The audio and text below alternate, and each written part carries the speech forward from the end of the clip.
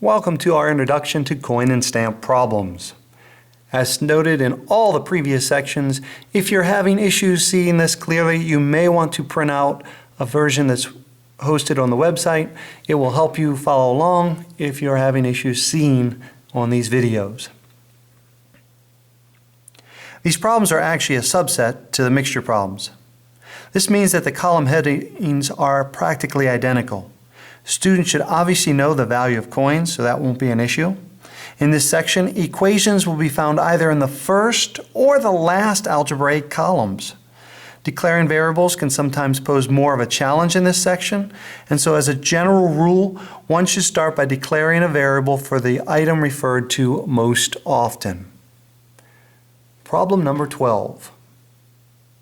A coin bank contains 25 coins in nickels, dimes, and quarters. That's why I wrote nickels, dimes, and quarters right here in this column. There are twice as many dimes as quarters. The value of the coins is $2.15.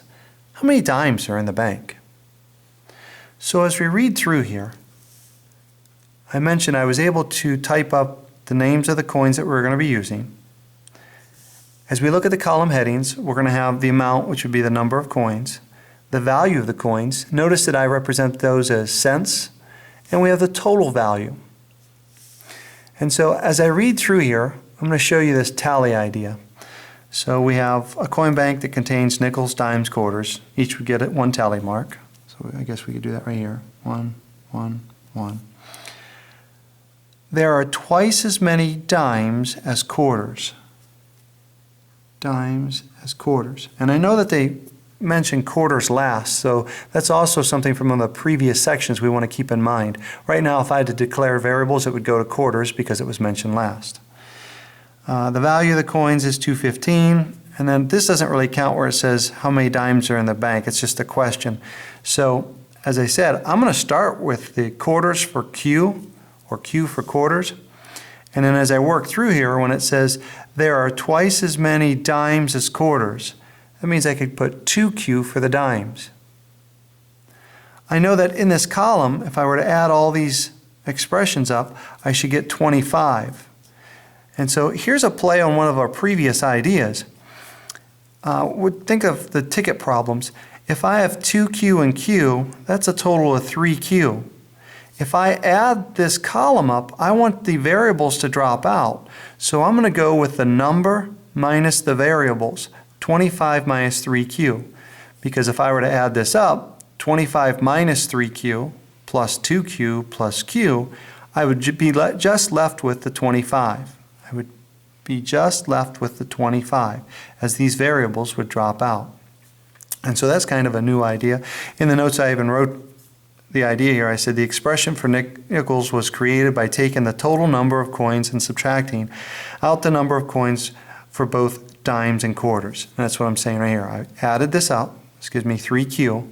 And then I can subtract it. So it's 25 minus 3Q, so that this idea of adding these three ingredients, these three tickets, these three ideas, so that I'm just left with that number. I next move to the values of the coin. I know that a nickel is 5 cents, a dime is 10 cents, and a quarter is 25 cents. I got rid of the decimal by putting this all in terms of cent. That allows me to work this equation without the hindrance of a decimal there. And of course, as always, to get to the last column, we have to multiply. And so I took the 5 times the quantity, 25 minus 3Q. 5 times 25 is going to be 125.